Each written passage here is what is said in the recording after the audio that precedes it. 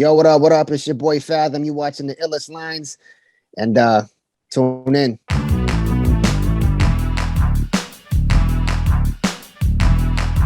Hey, what's good, everybody? This is your B fam, Daniel Anthony, and this is the iLLest lines, where we talk about our favorite lines from certain songs because bars matter. So check this out. On today, we have a gentleman that I just met, like literally right now. He's a CHH producer and MC, and we're going to talk about some of his music, as well as I think he's got like about 5 that he's put out this year. So we're going to try to talk about all 5 of them if we can, maybe in short. So we'll see what happens. But I want you to do me a favor and welcome to the iLLest lines. What's good, sir? What up? What up? What up? How you been, man? I'm good. Just working. We got some big stuff in the works for 2022. So just getting some of those things finished and wrapped up. Got a lot of projects coming. It's gonna be busy. Yeah, I could tell. Speaking of a lot, so I mean, is it only 5 that I saw, or was there more? We still got more. So 5. We did we dropped My Soul in August. Then we did Here With Me. Mm-hmm. We followed that up with the record called Believe that we had to pull, but will be re-released in the next few weeks. Awesome. And then we have My Soul to Re-Up. We've got the Korean CHH Cypher. We have Car Bars, Trying, Bring It On. I think that's it. There should be 8, man. Roughly eight or so. Maybe more. But I believe from off the top of my head, it's 8. Yeah, man, you've been busy. Yeah, the goal was to try and do something every 2 weeks. That was the goal, just to be in everybody's ear. Yeah. A good friend of mine in Philly, his name's RJ Payne. He's dropping like albums every like 3 days, and so I'm like, man, if he's doing like he's going crazy. But he went from just coming back into the space. Now he's rubbing elbows with Ice-T and Just Blaze and like everybody. So I'm like, man, that's the move, because that's kind of the world that I came from. Like, you got to be consistent. You're just as good as your last record. So if your last record was 3 years ago, people don't really know. And so my last record was 2006, and so I had a lot of work. A lot of work and ground to make up for. So had to get current, essentially. So Gotcha. Well, let's talk about that for a minute then, because from what I was reading, well, first of all, being a producer and an MC, obviously that works hand in hand, so which one did you do first? Were you a producer first or an MC? So I started off as MC. So back in the day, I probably jumped in roughly in 98. So I started off as a B-boy, and I remember sitting in class, and my man's like, yo, listen to this tape. And even saying tape, that should essentially kind of date myself, It's not like listen to this CD or check out this, this Spotify record. It's listen to this tape. And so my man plays me this Cannabis freestyle. Mm-hmm. And I was like, yo, is that real? Is that real life? Can somebody really do that? Like, this is unheard of. Like, I'm not used to that. And so I was like, I want to do that. I want to rhyme like that and be like that. So Cannabis ultimately got me into wanting to be an MC. And so from there, I just really studied and focused on that. But I was surrounded by all these gangster rappers that was dropping F-bombs and pimping on records and selling drugs on records and killing people on records. And so I thought back in the day, the more F-bombs you dropped on a record, the doper you were as an artist. Right. And so I remember my first project, it was absolutely horrible. So I had this dude that produced the whole thing for me. And a lot of times cats now talk about what DAW they're using. They're using Fruity Loops. They're using Reason. They're using this. This man was using MTV's music generator. I remember that. Somebody else mentioned that too. Yeah. And that was on the PlayStation. I think it was PlayStation 1 or PlayStation 2. Something like super, super old. Yeah. And then it became a computer CD-ROM that was able to you could use to make beats. And so he made all of his beats on that. And then he dissed me on his album. I didn't even know that. And so I was like, how's my producer going to diss me? And so it ended up like, I had to learn after we split, I had to learn how to be a producer and really master that side of things. And, and that's kind of where the whole production thing came from after that. So, So, yeah. Wow. So 98. Okay. So time out on that real quick. Cause you mentioned the whole thing about tape. So you don't look like you were doing any of that stuff in 98. So if you don't mind, how old are you? I'm 38. Oh, okay. All right. Not too far from me. I'm But yeah, 46. but Asian people, you look like chow yun fat till you're like 75 years old, and then you wake up in the morning and you look like Yoda. So Right, I mean, right. I still get carded to buy NyQuil. I still get carded to buy To all of buy, that. really? I Wow. remember back in the day when it's probably 10 years post high school, and my mom was in the hospital, and the doctor's like, yeah, this is something you learn in your science class. I'm like, bro, I ain't been in science class in 10 years, man. Like, Right. what are you talking about? He's like, you're not, what, 15, 16? I'm like, nah, Right. I'm older. Right, right. so, Wow, yeah. that's funny. That's funny. So then where are you from then? Like where were you actually Uh, born? so I was born in Korea. My dad was Oh, okay. military. And so we always moved around. So everywhere Mm-hmm. from Korea, Cincinnati, Mm-hmm. um, Alabama, Georgia, in Seattle. We settled down here in Seattle. Oh, okay. And so that we've been here for, gosh, 20 years, 25 years, moved here in 95. So Oh, yeah, okay. 20, Wow. whatever that is now. So it's been a minute. Right, It's right. definitely been a minute. So, Now but yeah. how got you. Now how in touch with your culture are you? Because I know for some people it's real important to be able to carry that with you pretty much wherever you go in all facets of life, like, whatever you're doing profession wise and whatnot. So how Sure. important is that to you? It's important because it's a part of who I am. I mean, Mhm.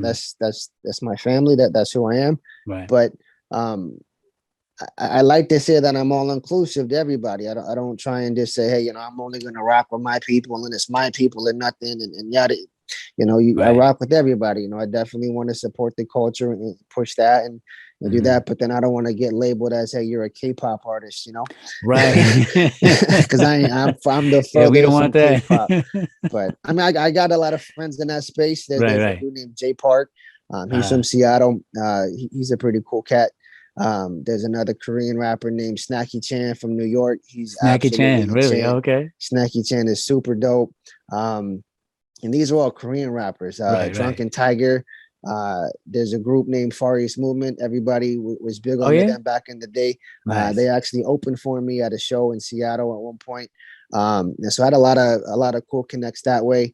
Right. Connected with Jin, and really kept it close. But at the same time, it's not like I'm only going to talk about my culture and try and be Right. put in this box of like, hey, he's just another Asian rapper, because Right, right. that's not what I'm trying to do. I don't I want feel you. to do that. So Right, right. Now, growing up, did you ever feel like that would ever become a thing as far as that goes? Because I myself, I'm Latino, so okay, I saw different sides. I'm from California too, so for the most part, rap was just folks in the Black community. But right, once it started to get to be more like when Chino XL came out and a that's the few other homie right people, there. yeah, I read that about you, yeah. But my question on that is how are you able to? I think I kind of already asked that. Like what makes you feel like you can kind of hold ties to that in a sense, you know what I'm saying, in regards to not be boxed up so much, because you realize at one point that you know there's only a certain group of people that were doing it, right? Right. So did you ever think that it would become a thing where you would be able to say, well, I don't want to be labeled as another Asian rapper? Right. You know what I'm Well, no, saying? like for me, like growing up, since we was military, I always moved Mhm. everywhere. So I Right. grew up a lot in down south in Alabama, and there really wasn't a whole lot of me in Mhm. Alabama Right, in the right. early '80s. You don't say. That's just not. I Right. think there was maybe two of us like in the area, like in the whole Right, county right. essentially. And so that was always difficult, essentially, especially being down there. You're the only Mhm. Asian kid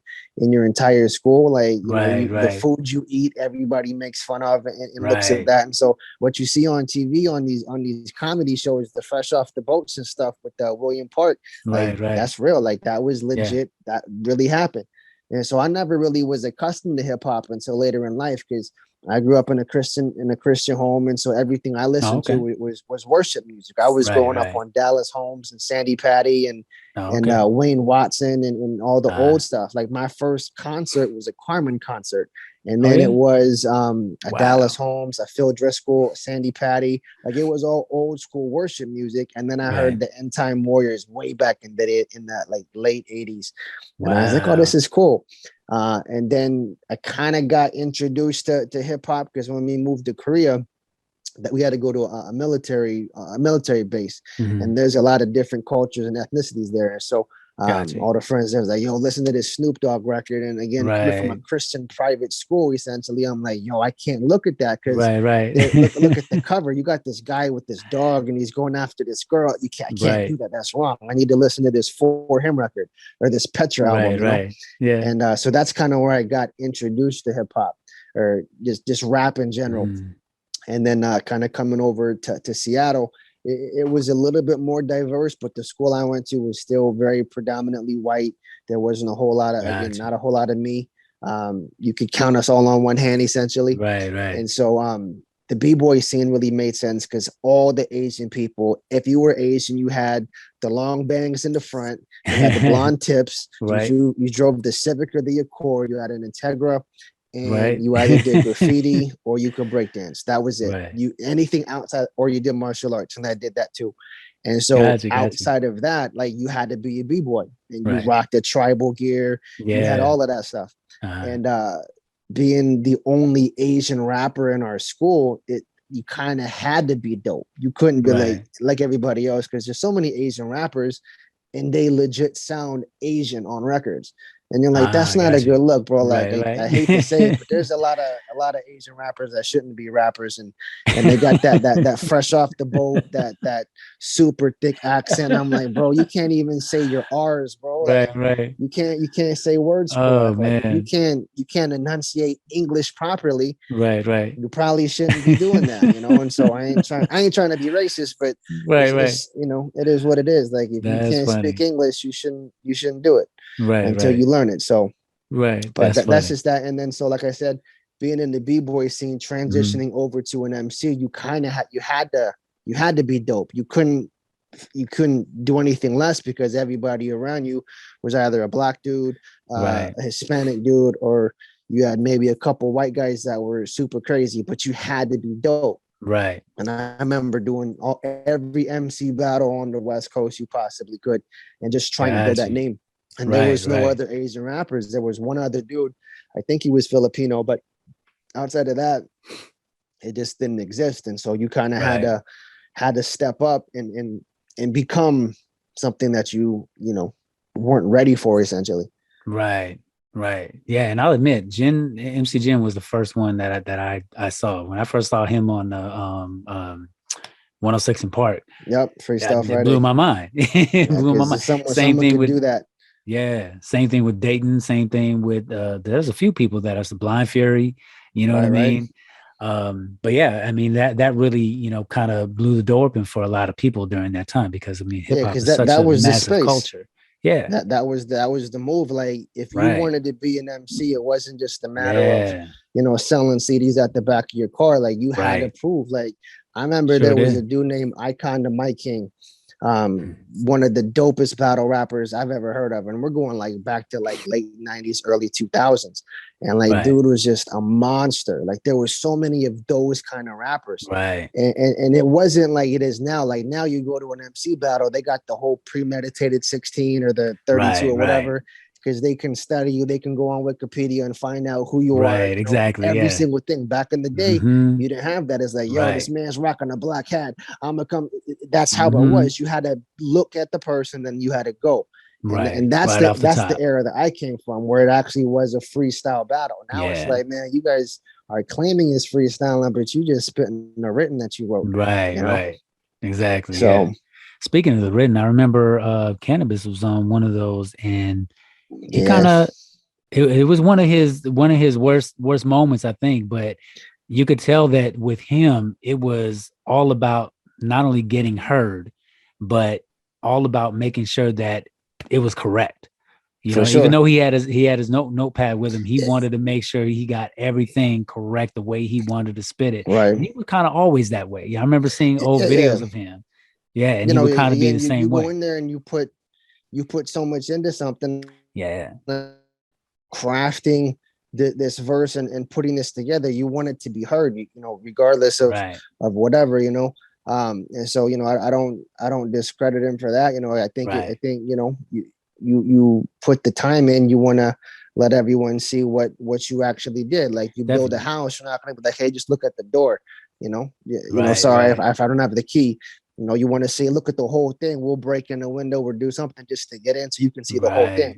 Same concept, Yeah, definitely. But I want to get into some of the collaborations that I mean, the whole list. I mean, the kind of a lot to name. You even mentioned Chino XL as well. But with all those collaborations that you've had, when was it that you actually got turned on to CHH? Because I mean, you've told me it was recent. It was actually recent. So okay. I didn't come to CHH till, I would say, maybe a year or two ago. I always did the secular thing. I came up, in the battle scene, just doing it that way. I gained a lot of fame up in Seattle, doing all the radio shows and the radio freestyle contests, the battles. We packed out Quest Field where the Seahawks play. I mean, you did all these big shows. When you start living a certain way, I was saved that the whole time. But again, you start seeing what the world offers, and you see what this fruit tastes like over here, and you're like, I'm gonna eat this fruit, but I'm gonna still go over here and do this, and it was like that. But in 2017, I had this come to Jesus moment where I essentially felt God, kind of grab and shake me and say, yo, if you continue living the way that you do, there's no coming back. You're on a one-way ticket to hell. Like, there's no, hey, I sorry, here's a second chance. You've had your second chance.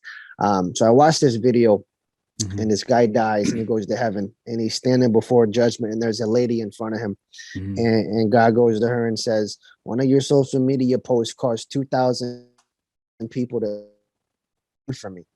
Depart from me, I never knew you. Wow. And at that point, I was just like, man, that's crazy. Because how often do we share a funny meme? How often do we share a funny post? How often do we just post something out of context and just think that, hey, it's just something that we're doing? We don't ever see the repercussions of what that could potentially have, Now I look at records and just look at things differently. Like, if someone says something on a record, what is someone going to take from that particular song? How are they going to react to that? How are they going to feel? There's a lot, and I spoke about this a lot recently in other lives. There's a lot of church hurt conversation going on right now. And everyone's talking about, my pastor did this, my church did that, so-and-so did this, so-and-so did that. And they're essentially bashing the situation. And it's a one-on-one problem, not a one to the world problem. So if I tell you and go on a live, hey, my pastor did this and said this to me and acted this way to me, I can't believe this church would do that. Automatically, anybody listening is going to be like, man, the church does that. I don't want to be a part of that. I'm not going to go to church anymore because of what that man said. If I have, 10,000 followers, 10,000 people times whoever they tell, whoever they share, with social media now. And so, that's kind of how I look at things differently now. It's in a different light, where she might have just posted a social media post and it could have been whatever, but 200,000 people left the faith because of one thing she posted. Maybe she didn't even think of what the repercussions would have been. But I think if people look at life that way now, a lot of change would happen. A lot of different things would be said. A lot of action would be taken back, and things would have, been taken back, rather than, just continuing moving the way that most of us move. So that was kind of how that happened. And then after that, I was like, I anything I do going forward has to be for God. 100% has to be for God. I can't do anything that's not going to honor or glorify him. Even if it's something with the world, I still have to make sure that God's involved and God's a part of it. I can't do it if it's not that way. If it's going to affect the kingdom, and if it's going to affect someone's salvation, I can't be a part of it. And so from there, I was just kind of doing my thing. And then I've always had the itch to come back. So I essentially retired from music in 2006. Got the itch to come back in 2009. Someone gave me a 14-page packet of every artist looking for songs. And back then, they was paying 15 to 30 grand per song for a placement. And I was like, yo, this is money. We can make some money. Right, Let's get indeed. records done. Yeah. Nobody wanted to work. Everybody was on their Jay-Z and Beyonce. I'm a solo artist doing my own thing. Right. And so I quit again, 2015, got the itch to come back. Someone said, just do a bunch of remixes. Did a remix for Alessia Carr, did a remix for Trey Songz, did a Sean Price remix. And these all got a lot of love and people liked them, but nothing really came from it. So I was like, you know what, this, whatever, I'm done. And I think this just kind of solidifies that me being done. I've retired, I've accomplished a lot, I'm good. And then I was like, I got the itch to come back. I want to do this again. I really want to do this, but I can't do it in the world because it doesn't make sense now. Let me look at CHH. CHH might be this, let me look at Christian hip hop. I know of Cross Movement. I know of R Swift. They still doing it. Who else is dope?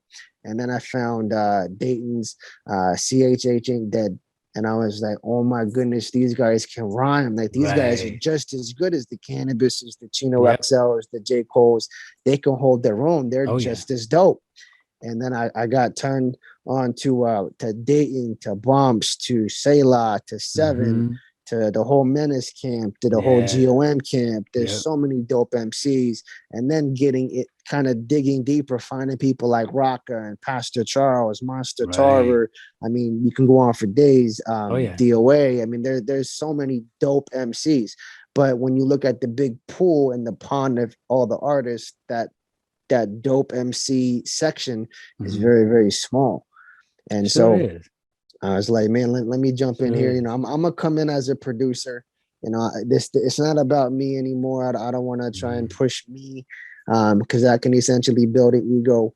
I'm gonna just push. I'm gonna just build everybody else up. I've got all the connects still. I've done everything I wanted to do musically. There's nothing bigger than that, so I'm good. I'm gonna do the production thing, and so I did that, and that's kind of where I've been. But then I started getting the itch, and some friends are like, yo, just jump on this live, bro. Spit a 16. I was like, I've never written a CHH 16. I can't do this. And so I was like, I'm not used to that. Because back in the day, I'm used to the whole, I'm the iLLest MC in live. Watch me prove it. I snatch your crown with your head still attached to it. Like, that's the kind of stuff I was used to. I'm like, you can't go into CHH and say that. You can't say, I'm the best, I'm this, I'm that. And so I said, how do you write a CHH first? And so I wrote one.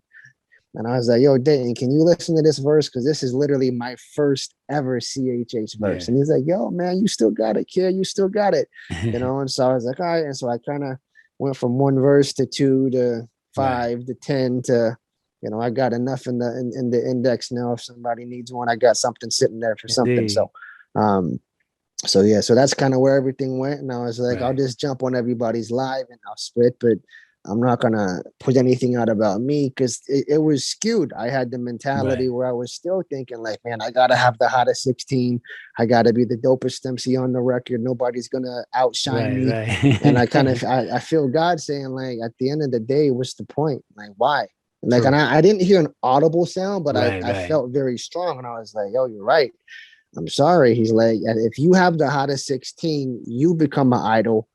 And people turn from me and they turn to you like, yo, I want more Phathom. I want more of that.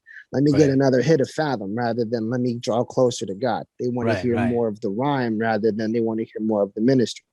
So I was like, you're right. I'm good. I'm gonna chill. If I'm not the dopest MC on the thing, cool. If I am, cool. It's all gonna be for God. And so that's kind of where it's been. But I'm the kind of person that wears his heart on his sleeve, and so I get very emotional. And so if something is not dope and I see a lot of not dope stuff being out and being talked about and people gas up a lot of stuff that's not really good, I get emotional. I'm like, yo, man, this person is whack. This person is this. Why you doing this, man? This guy's trash. How you going to push that? And then when, I was having a conversation earlier with my friend and I was like, man, you guys formed this and you guys put this together. And I'm sitting here like, was I not good enough? Me. And I'm like, man, at the end of the day, man, we're all on the same team. We're all supposed to push the kingdom. What does it matter if you're not included in this or you're not a part of that or somebody's doing this? We all have the same heart. We all have the heart of God. We're all passionate about serving God. We're all on the same team. So it's not basketball. It doesn't matter if this man can't shoot a 3-pointer or this person can't dunk. We're all on the same team. We move as a caravan together. And we got to support each other. And so I'm at this place now in life where it's like, I want to help everybody. If you're an up and coming MC, I'll help you. I'll help you with your cadence and with your pen and whatever I can do to help. That's really what I want to do at this point. I really have no motivation to make a solo Phathom album or I do this. I just want to help move the needle, and I just want to help everybody else. Yeah. And that's dope. That's dope to be able to have that kind of spirit and know it, number one, and to be able to follow through with it, because a lot of people do know that that's something that they should do, but they don't because of a lot of different things. Sometimes fear can set in, whatnot. But to kind of go back to what you were talking about in regards to, pushing yourself out there, yeah, you definitely can get into that thing of like people will start looking at you, but we also have to kind of remember, who we are in Christ. You know what I'm saying? We do want to make sure that we're showing ourselves to be true in the spirit of Christ, but also making sure that, we're staying true to God himself. Right. For sure. And if they do look at you, like how people do, big up people like, Bizzle and Dayton and all that stuff, you know what I mean? And I do think that there are some people that can confuse, the idolatry with, just appreciating them as a minister. Right. But if they understand that there is a line, right, and that they're aware of what they're doing at that moment. So if they do hear a Phathom record and they realize, man, this dude is dope, it's cool to appreciate, but you're also understanding, okay, well, what is this person talking about? Not only you yourself, but but you as a producer, what are you putting out there? But also the people that you have on there. You got people around you that are ministers. You know what I'm saying? Like I heard all of the tracks that you got on there, and even the one with Bumps, especially the one with Bumps, because he's one of my favorites. But you know what you're going to get. You know the people around you. And as long as the listener understands that, and it's kind of like the pastors. I'll put it this way. If the pastors are going to the church and they're preaching the word, all they can do is understand that I'm here doing my business, right? All these other people in the church that are talking behind each other's back and that are doing this and doing that, hopefully the ones that really need to listen to what God gave me to preach, they're going to listen. And those are the ones that are going to end up ministering to the ones that weren't listening, right? And the ones that were just there to see the pastor, because, especially if the pastor's single, you know what I'm saying? You know what I'm saying? Stuff like that, because it does happen. Things like that do happen. But, you doing your job as a minister is right up there. It not up there like alone, but that's top right there. You know what I'm saying? Sure. So as long as you're doing your job, your prayer is that the right people will hear it. It'll touch the right people's heart. You know what I'm saying? And even though like what you talked about with that lady and the one who shared the post and all that, she may not have known what she was doing. And if she had really thought about what it might do, then it probably would have been a lot differently. But at the same time, there could have been something within that situation where we didn't know about, and something about her life that she wasn't really adhering to the call of God. Right. For sure. You know what I'm saying? So if you adhering to the call of God and you walking in it, especially with a strong faith, you know what I'm saying? To the point where you're like, you know what? I can't do this stuff no more. You know what I mean? I wasn't in. And that's one thing too. Like not to cut you off, but like that's one thing too. Like a lot of people talk for, you have to do it a certain way. You can only do it this way. You can only do it like this. And I'm like, nah, man, God does not call the qualified. He qualifies the call. That's right. And so if you're called to do it, he's going to get it done, whether it's through someone that is a full-blown Christian, whether it's through an atheist, whether it's through a non-believer, he's going to get his mission done, regardless of who he's using. Yeah. And so the vessel doesn't matter. The message is still going to get out there one way or the other. And so I hear a lot of people like, yo, you can't work with secular artists. Why not? Why can't you do that? Why can't you do this? Who says that? If Jesus's entire circle was full of prostitutes, tax collectors, criminals, he used the foulest of the foulest. Saul, you have all these people. David slept with someone's wife and then had her husband killed, but yet he goes down as one of the greatest people in the Bible. People are looking at, people now, in my opinion, look at so many people's problems rather than seeing the potential. Sure do. Well, you can't do a record with Tech Nine because Tech Nine is this. But what happens if we do a record together and he sees God's love. He sees Indeed. what God would do, because we're supposed to be a reflection of him. We're Right. supposed to reflect Christ. And if he sees that, what happens if Tech Nine comes to Christ? What happened if he's Indeed. like Kanye? He just got saved, but he doesn't have the people around him. Could you Right. imagine the impact that would happen if he started ministering on records? But Right. it had to happen because someone had to open the door and walk through it. And Indeed. so I think people that's like, oh, you can't do this, you can't do that, you can't do this. We're now saying our judgment is better than God's judgment. If God opens the door, he's going to open it. You're going through it one way or the other. You know, you look at Jonah, like he didn't want to go. He didn't want to go where he was supposed to go, but he got there one way or another, you know? And so that's kind of where I look at things now. It's like we have to push the needle regardless of how we get it done. We got to get it done. Like if God wants you to speak to millions of people, how are you going to do that? What's the easiest way to do that? You know, if you have 55 followers, but your best friend is J. Cole and he's got 55 million followers, do a record together. Because could you imagine what if those 55 million heard the ministry? But too many people is like, oh, you can't do that. You can't do this. You can't do that. And to a degree, it's understandable. Like, because I myself, I see both sides because I know my faults, right? So just like your faults are going to be different than mine, although we, you never know. We could have gone through the same, issues and situation. But, me knowing where I come from, where as far as like, where my faults lie and whatnot, and what I've been delivered from and whatnot, what I'm still working on or whatever. I know that it's probably not a good idea for me to, go and work with somebody that, is all about the strip clubs and all about, you know what I'm saying? It's like, we could work, but at the same time, it's like, okay, well, what's the goal here? And as long as I, just like how I was saying to me, as long as I understand, okay, well, let me pray about it first. Let me move forward in that. And then, if God gives me the green light, then, we can move forward. However, it's going to be like this. For sure. I think that there needs to be discernment when you, if you were to do something like that, because certain records on paper sound absolutely incredible. Oh yeah. But then certain records, you're just like, from a spiritual side, you're like, how is that going to work?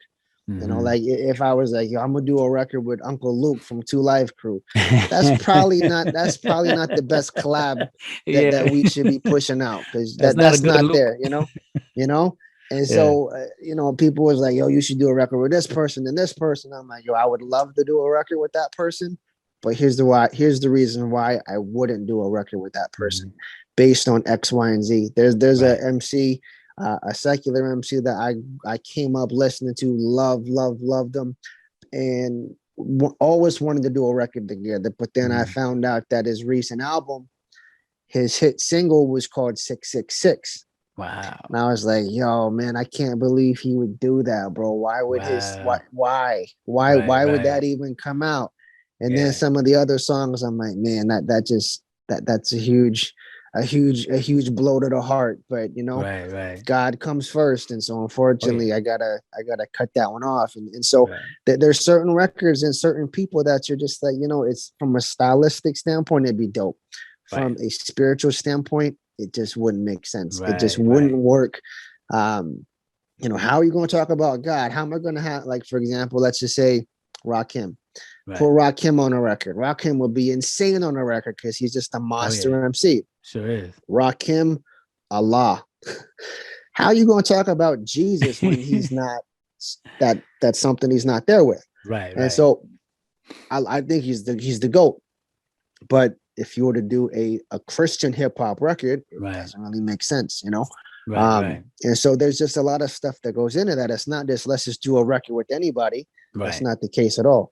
You have to have discernment, and if God opens the door, then there's the green light. I had situations where someone was like, I would love to do a record with this person. Well, you're never going to get that person because that person charges $5,000. I'm like, man, I ain't got $5,000 and I ain't paying $5,000. That's just not gonna happen. All right, cool. I give up. God, if this is a record you want to happen, you open the door. Indeed. Fast forward, boom, yo, it's good. I do a record for this, and like where did that come from? That's Right, insane. right. Thank you. And so you kind of see when God moves, he'll use who he wants to use, not Indeed. who we think he should use. Right. Because if that was the case, he would have used every Pharisee inside the temple and only the Pharisees in the temple.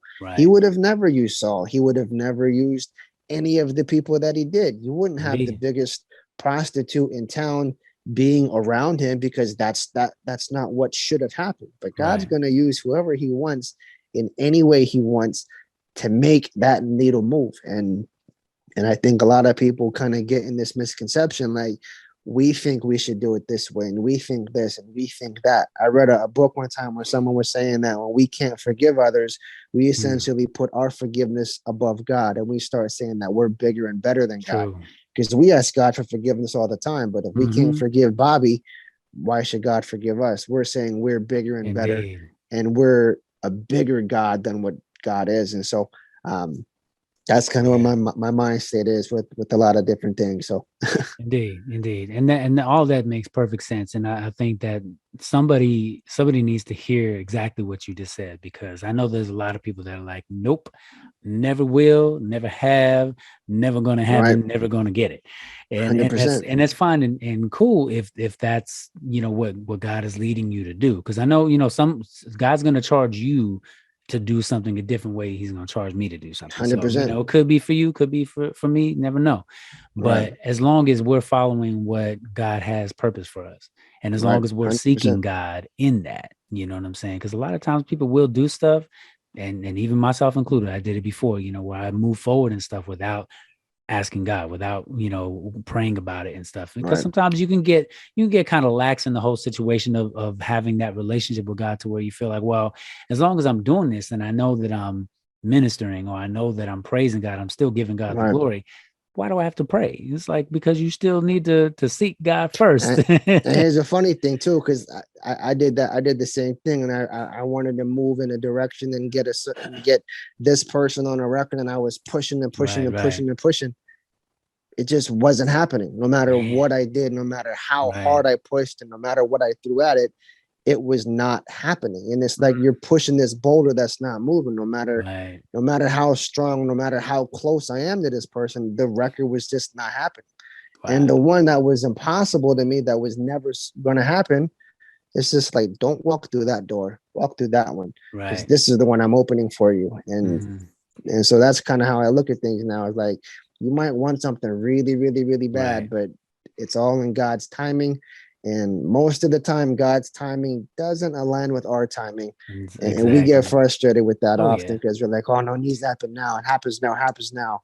It's Right, like when right. you're driving and then you get stuck, or you get behind a car that is going too slow. Mhm. And then you get down the street and you see this 5-car pileup, and you're like, man, if I would have passed this guy, I would have been in Right. that pileup. Thank you, God. God put this here Right. to protect me. Thank you. And Right, so right.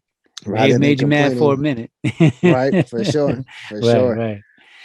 But listen, I want to get into some of this music real quick, because man, I like I said, just the ones that I heard that you put out this year so far. And I'm saying so far because you mentioned something about releasing something else right this year. Yeah, we got a record dropping next Tuesday, the Nice. 14th. That's the last record of the year. Okay. And then believe will be re-released at some point, hopefully between now and before Christmas. But just getting things kind of cleared up with that. That was one of my favorite records too, man. Initially it was a worship record, Uh, but um, we had some, I wouldn't say legalities, but some hiccups that kind of popped up oh, got you. with it, and so we had to go back in and kind of fix a few things and then put it back out. So that's kind of where we're at now. But Got you. that was one of those where I had to kind of conform to what's hot now. I'm an old school head. I like boom bap. I like Right. the Same true here. hip hop records. Like Yep. that's my heart. But now everything's trap in Right. this, and I'm like, I don't want to do that. I hate that. And so I was like, let's make a trap record. And I never made one Right. before, and Uh-huh. I made one, and I'm like, this is 100% God, because I don't know how to make a trap record, and Right. Right. it came out dope in my opinion. So Awesome. yeah. Like I said, I know you said that you retired and everything, but you never know. There could be something in it for you in the future. You know what I'm saying? And the future could be anytime. You know what I mean? Even though I we're mean, not promised I've tomorrow, always you got. never know. You know what I'm saying? Because you always got something that's there. And I saw it on those recent videos that you did where you were spitting something in. Oh, the Yeah, one I'm for not gonna Nikki lie. I was Fax. looking for you on those singles, man. But I was like, okay, all right. So I so the only car did bars is one. I just only did okay. one. Yeah, I did one. So, Yeah. like I said, I when I came in, I probably wrote my very first CHH actual verse, Mhm. probably like February, March. So, I mean, of Yeah. last year, that was the first time I ever Gotcha. wrote a CHH verse, and I was like, "How do you Wow. do that?" But then Right. I had some lines. I was like, "Can you say that in CHH? Is that acceptable? Are you Right. allowed to say that? Because I don't know if you can or not." Um, and then I started to take things and how do you make Mhm. them work for CHH? I did a Right. live with Mike Teasy. I did Mhm. a challenge for Pastor Charles. I said, Right. oh gosh, what did I say? I said, the truth is our master's awesome, but the old me should have died a long time ago, like Magic Johnson. And Mm. so you take that from a Right. spiritual standpoint, you're like, yo, that makes sense. The old me It should have sure died. does. But then you take it from a punchline shock value, you're like, yo, you just Mhm. said Magic Johnson should have died a long time ago. You messed up for that, bro.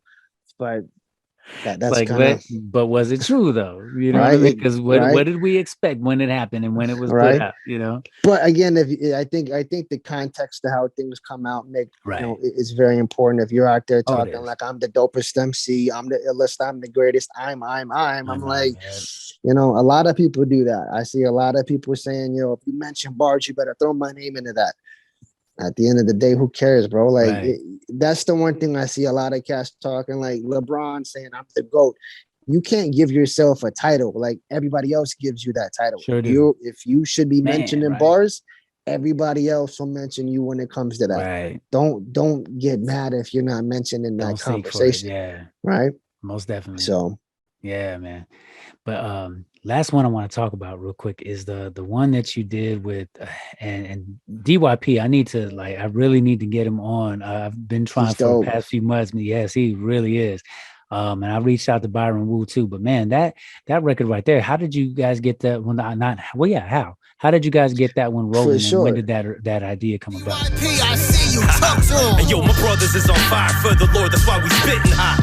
We ain't afraid to mix it up like some pib and baja. Said we can't rock, that sound like fables from Aesop. They see us hit the stage and they saying we can't pop. So I never knew that there was Asian CHH artists. I was like, maybe I'm the only one. Like, Right, I don't right, really know if there's anybody out there. And right. then I think Versatile was the first person that linked Mhm. up with, and I was like, yo, man, this kid's dope. He's dope. He can kind of Yeah. do both. Mhm. He's dope. And then I linked up. I think DYP followed me or something, and I did something, and he was like, "Yo, you got this cannabis undertone," and I was like, "All right, cool. Let me check him Yeah. out." And I was like, "Yo, this cat's another Asian rapper. Cool. And Mhm. he's from New York. He's actively in New York. That's Oh my yeah. people." And then there was this Asian spit challenge when all the Asian people were getting killed and stuff. Mhm. Somebody I Oh, think in right, Europe right, did this thing where there was this Asian spit challenge, and I was like, "Cool, I'm gonna go out there and I'm gonna jump into this." And right. then there was this Asian dude, kind of like all Rico Suave in this thing. I'm like, "Who is this? Who is this guy?" And he's like, "Yeah, this one's for God." I'm like, "Hold up, who is this?" And then I listened, and then that's kind of how I got introduced to Byron. And then Right, right. I would chop it up with each of them individually. And then I was like, you know Mhm. what? It'd be kind of dope. You see a lot of ciphers in CHH, but you don't Right, ever see an Asian cipher. You don't ever see right. that Sure because don't. automatically, I whenever you haven't. think Yeah. Asian rap, you're like, oh, they're whack. They're whack. They're gonna sound like the dude at the Chinese food place, and they Right. can't speak English. They're gonna be horrible.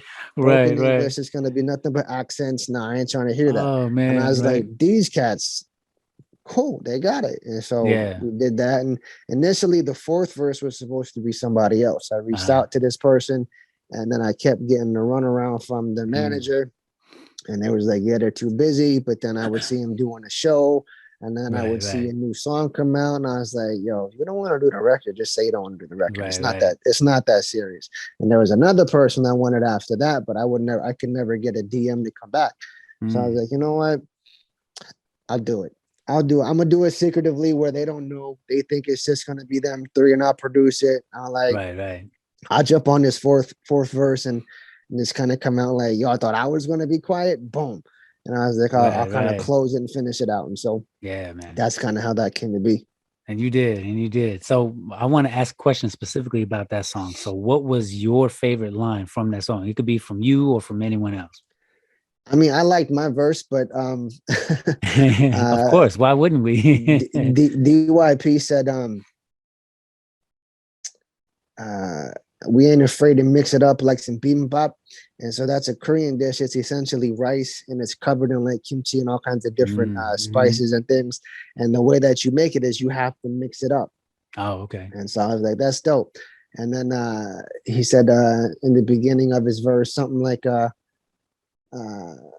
something covered in spice, like kimchi jjigae covered in rice. And I was like, that's dope. Because again, he's throwing these like ethnic things out that only make sense to people that know what that is. Like if I was like, yo, have you had kimchi jjigae or tteokbokki, you're probably like, what are you talking about? Are you speaking English? And so the average person wouldn't understand that. But somebody in that culture is like, yo, that's dope. Like he threw the reference out. So I like that. And then Versatile said kind of threw out the jab at all of us old people saying, you know, we want Costco to bring sampling back, like bring the samples back. We want to walk through Costco and just eat the Vienna sausages and have the yogurt sticks and all of that. And so it was a fun record. It was dope. I really enjoyed that one. And it seemed like it.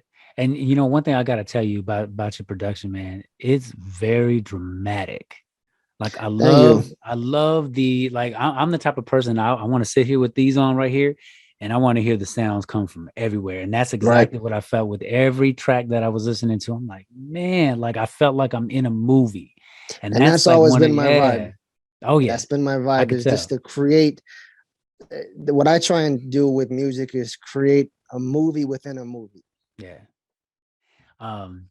So we can conclude this, because I ain't gonna lie, because I could talk forever too, man. I'm right there with you. right. But so as far as lines go, so what would you say is one of the illest lines that you ever heard? And it could be anyone that made an impact on your life. Made an impact on me. So I did a record with Cannabis, Crooked I, and Chino XL in 2006. And I was telling Dayton about this yesterday. Crooked said, I got a master's in killing, and that's murder in the second degree. Cannabis said, I'm the illest MC alive, watch me prove it. I snatch your crown with your head still attached to it.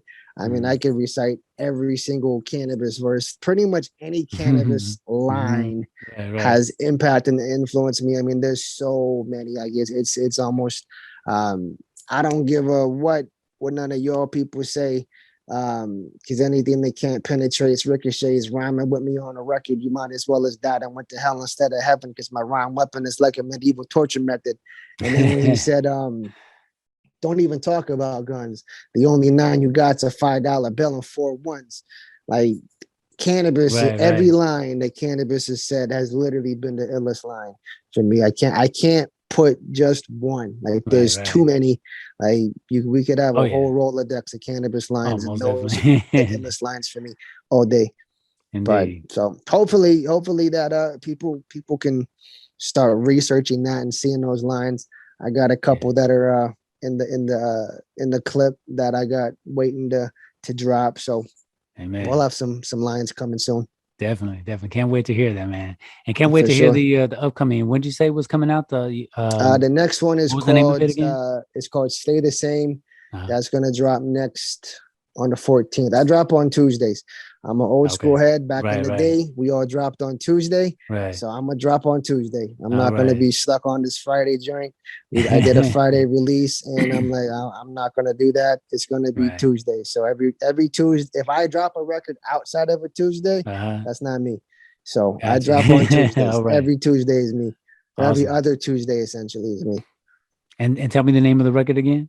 Stay the Same. Stay the Same. December 14th. Make sure you guys go out there and get it. Yes. And if anyone wants to get in touch with you on social media, where can they get you? Everything is I.AM.Phathom. It's Phathom. I don't know how many times I've been called Phantom. I've been called everything underneath the sun, and I'm like, yo, y'all are I throwing an feel N you in right there. there, Yeah, same here. there's no N in the name, but whatever. Right. But it's I am Phathom on Instagram. iamfathom.com is the website. Amen. I respond back to every DM. I'm not like most cats that just let DMs just sit there. If you hit me, I respond right away. Yes, you do, and I And so appreciated that. and so I think that's important. I think, you Yeah. know, we get in this position a lot of times. It goes to people's heads where they just let their DMs fill up. I'll go through there and just respond back to every single person, even if it's these people that's like, hey, are you interested in promoting your record on insert, Right. you know, whatever. I'm like, Yeah. no, thank you. I appreciate the time. Thank you, but no, thank you. But I Right. respond all the time. I think that's the Amen. way it's supposed to be. That's the way That's cool. Cannabis did it for me. Chino did that for me. And so if these guys are hip hop icons and they can do it, let Right. alone me can do it too, you know? Indeed. And that's appreciated. It goes a long way, man. For sure. But look, man, I definitely appreciate the time that you took to chat with me about everything. I can't wait for all your new music coming out. Can't wait for what's coming up in 2022, man. Yeah, it's gonna be dope. We're gonna shake the game. I promise you on that one. I definitely got some stuff in the clip that's is pretty big, and I'm not just saying that just to say it. It's right. We're gonna make history again. So, amen. Well, I can't wait to see it and hopefully be a part of it, man. For sure, I appreciate it. Yes, sir. Thanks again. I appreciate you, and I'll be in touch. And if there's anything you need from me, let me know, bro. For sure, same with you, my dude. All right, man. Peace. God bless you, man. Later.